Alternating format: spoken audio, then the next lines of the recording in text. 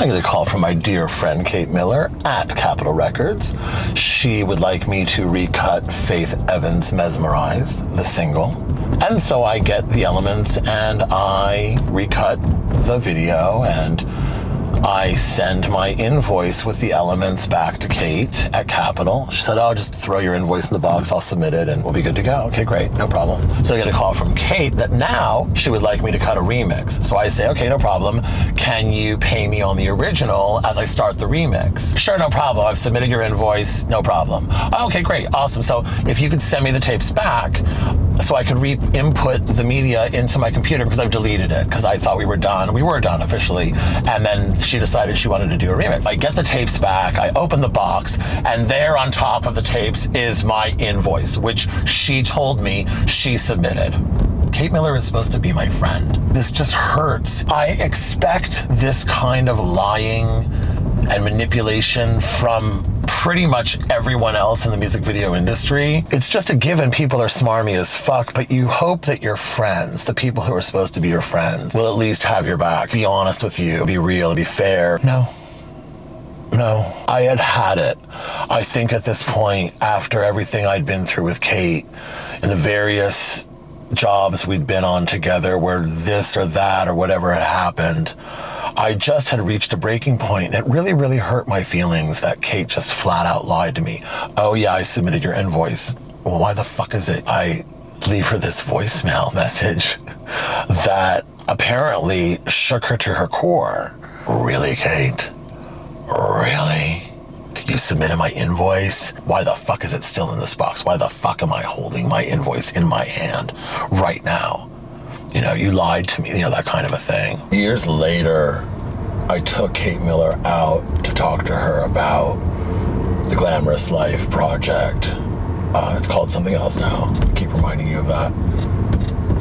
But I took Kate out to talk about the Glamorous Life project, which I had written about 9 drafts of at that point. And I wanted to get her take on one of the sequences that was about her character. When I took Kate out to eat and we were sitting and talking, I asked her, I said, you know, you've worked with a lot of really intense, difficult personalities, huge personalities, intense people. David LaChapelle at one point in the transfer for Space Monkey's Sugar Cane, the video with David LaChapelle where he was screaming at me and Andy filmed the whole thing. Kate Miller was the video commissioner on that. And we were in the transfer bay at Riot in Santa Monica. I'll never forget it. And right at that time, Smack My Bitch Up by Prodigy had just come out by Jonas Åkerlund, and everyone was losing their shit over this video. It was a very cool video. And Kate had a copy of it. She was showing it to us in the edit bay, to me and the colorist, and to David. David was so threatened by how fierce this video was and how we were all, wow, that's sick, that's amazing. We were all reacting to it while we should have been paying attention to David LaChapelle and the transfer that we were in. He threw the hugest fucking fit. Started screaming at Kate, I have friends who've died of a heroin overdose. I don't want to watch this heroin video. Fuck you. Get this out of my fucking transfer bay. I asked Kate, who, and all of the people that you met, who had the ability to shake you to your core? And she said, honestly, yeah. She goes, you. I did not see that coming at all. I was taken aback and in shock because it never seemed like anything ever bothered Kate. She's very much a too cool for school kind of, I try never to get too very excited about anything, quote unquote, from Kate. I was completely and totally annihilated by everything that was happening.